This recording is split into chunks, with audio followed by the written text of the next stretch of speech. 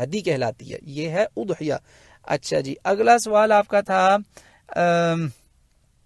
جی رسول اللہ صلی اللہ علیہ وسلم کیا اس سال بھی ثابت ہے قربانی جس سال انہوں نے نہیں کی؟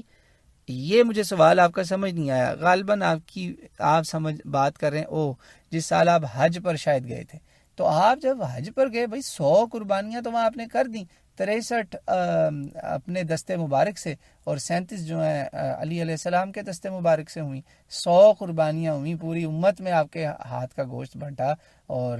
تبرک ہی تبرک تھا وہ تو۔ ایام تشریق میں پھر لوگوں نے اس کو سکھایا بھی، اس کی وہ جرکی جسے بولتے ہیں، وہ ڈرائی میٹ جیسے میوے بنتے ہیں، اس طرح خشک کر کر کے لوگ اس کو ساتھ لے کر گئے اپنے، تبرک تھا وہ تو تب ہوا تو مدینے میں اس وقت قربانی میرا نہیں خیال کہیں ہوئی، ہمارے پاس تو کوئی دلیل نہیں ہے، اگر کسی کے پاس ہو تو ضرور ہمیں بھی روشناس کرائے اس سے، ٹھیک ہے۔ پھر پوچھا کن کن جانوروں کی قربانی ہو سکتی ہے؟ سبحان اللہ، یہ آپ کا سوال اتنا پیارا ہے، یہی سوال صحابی رسول صلی اللہ علیہ وسلم